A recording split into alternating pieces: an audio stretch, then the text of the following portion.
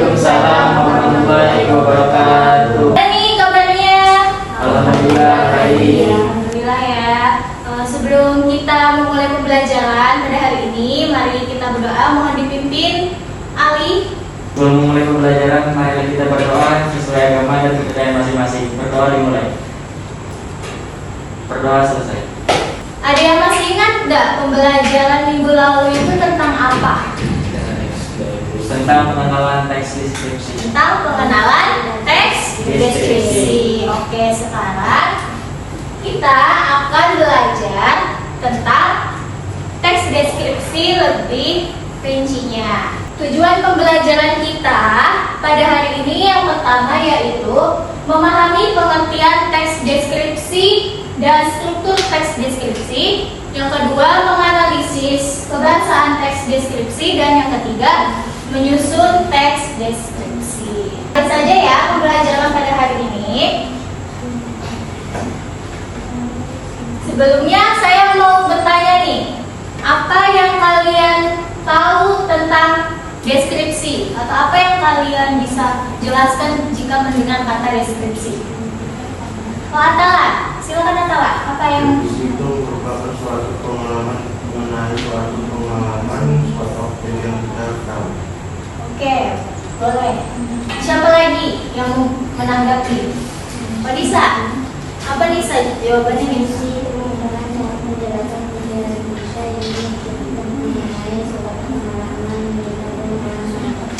Jadi teks deskripsi ini yaitu penggambaran ya, teman-teman jelaskan tadi. Oke, jadi apa sih itu pengertian teks deskripsi? Pengertian teks deskripsi adalah teks yang berisi penggambaran suatu objek, tempat, atau peristiwa tertentu kepada pembaca secara jelas dan terperinci. Jadi teks deskripsi ini yaitu suatu penggambaran. Lanjut. Mengapa teks deskripsi itu penting? Ada yang tahu nggak mengapa teks deskripsi itu penting? Oke, silakan. Karena teks deskripsi itu menyampaikan informasi secara terperinci, memungkinkan pembaca memahami karakteristik dan sifat dan subjek yang dijelaskan. Oke, jadi kenapa teks deskripsi itu penting? Karena dia menyampaikan informasi secara rinci. Ada yang lain yang mau jawab? Pak Ali, silakan Ali. Dapat membantu pembaca memahami objek dengan lebih baik melalui penjelasan yang jelas dan rinci. Oke, jadi keduanya hampir sama ya teman-teman, yaitu dapat menjelaskan secara lebih rinci apa yang ingin kita jelaskan atau ceritakan kepada orang lain. Itu struktur teks deskripsi. Yang pertama yaitu identifikasi. Apa sih itu identifikasi? Identifikasi itu adalah bagian awal dari sebuah teks deskripsi. Jadi sebelum teman-teman membuat teks deskripsi, pastikan kalian harus tahu apa aja yang diisi di identifikasi. Yang kedua, deskripsi bagian. Apa tadi? Deskripsi Bagian.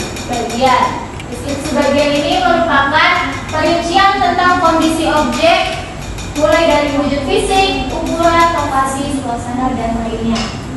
Yang ketiga yaitu kesimpulan. Teman-teman tahu sendiri ya kalau kesimpulan ini berarti penutup. Gimana sih langkah-langkah membuat teks deskripsi? Yang pertama, teman-teman harus menentukan dulu objeknya. Contoh, Atala mau ceritakan atau menggambarkan tentang betapus. Berarti objeknya adalah betapus. Yang kedua, membuat judul yang sesuai. Jadi, misal betapus adalah tempat wisata yang indah. Terakhir yaitu menggunakan variasi kata yang menarik. Oke, kalau begitu sekarang saya ingin bagi kalian ke dalam 3 kelompok kecil. Jadi di sini kelompok 1, ini kelompok 2, ini kelompok 3. Paham? Paham. Oke.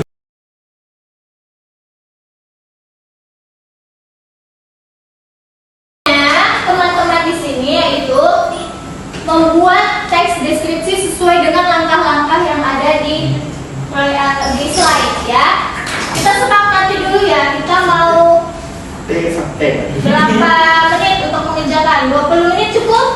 Kurang, kurang. Gak 15. 30. Ya. Dulu lah. Di 20 menit teman-teman silakan berdiskusi untuk menjawab pertanyaannya. Ada juga sebelum gambarnya. Bu, apa nih bu? Yang mana kalah? Oh itu gambar sate. Mungkin ada Anala sama Fadil bisa nih menggambarkan sate itu apa. Jelaskan lebih rinci ya, paham ya? Teman-teman berdiskusi. Aku bisa juga cari referensi nih. Makanannya itu kayak apa aja di internet. Oke. Udah semua kan? Oke, sekarang perwakilan kelompok deh saya tunjuk ya. Kelompok 2 silakan untuk membacakan ceritanya atau teks deskripsinya ke depan. Nasi Padang kuliner khas Sumatera Barat. Identifikasi dan gambaran umum. Nasi Padang adalah hidangan khas Indonesia yang berasal dari Sumatera Barat. Hidangan ini terkenal dengan keanekaragaman rasanya dan penyajiannya yang unik. Simpulan, dengan kombinasi rasa yang kaya dan variasi lauk yang melimpah, nasi Padang bukan hanya sekedar makanan, tetapi juga pengalaman kuliner yang menggugah selera. Oke, sudah ya. Coba beri apresiasi dulu buat temannya yang sudah maju. Dari teks deskripsi kelompok 2, ada yang ingin memberikan pesan atau tanggapan? Oke, kelompok 3 Pertanyaan bagus. Oke, sangat bagus ya. Ada lagi? Keren. Sangat keren. Kalau begitu, terima kasih untuk kelompok 2. Silakan duduk kembali.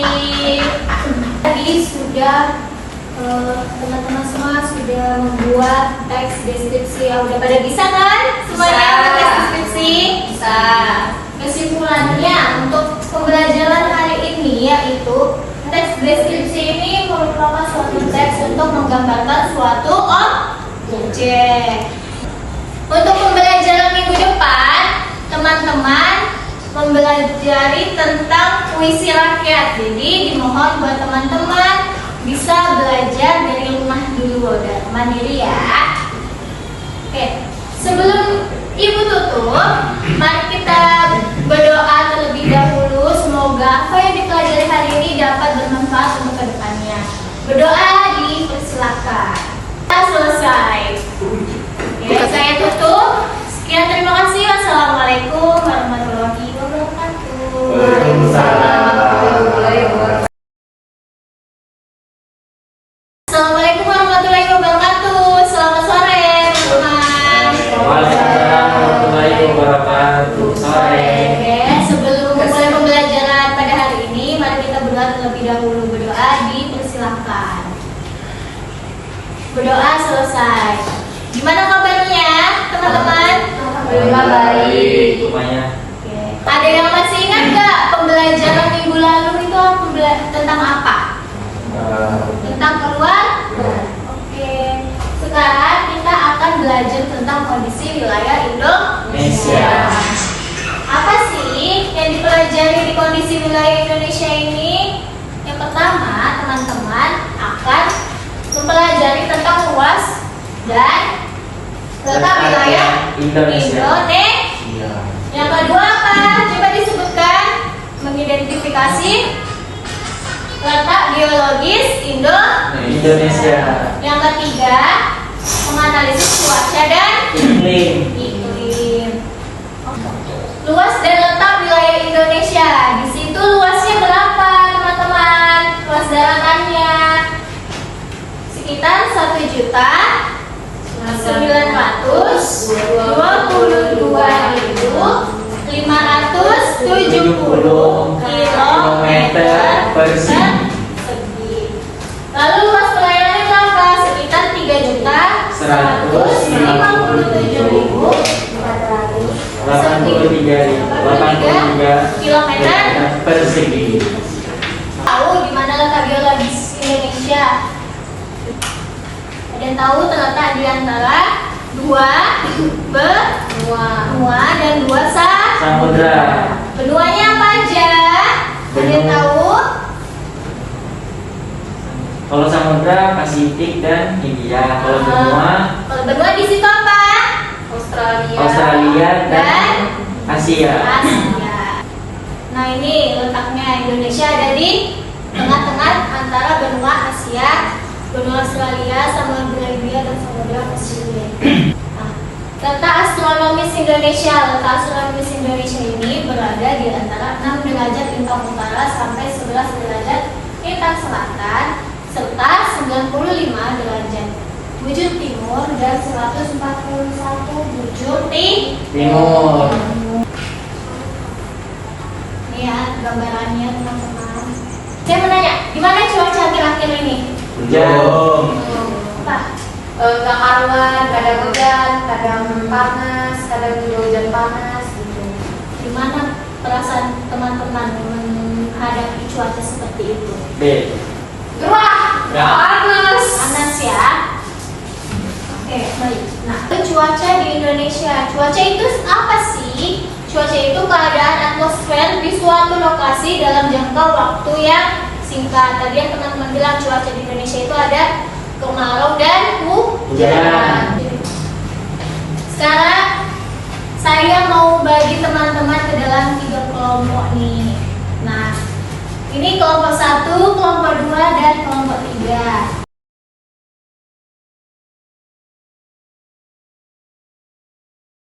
Cara pengerjaannya, teman-teman di sini kan habis belajar tentang kondisi wilayah Indonesia, ya kan?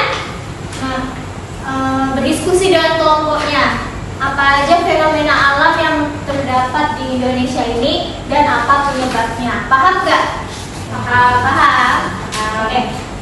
Kita sepakat kerjainnya 20 menit ya, selesai ya. Oke? Oke.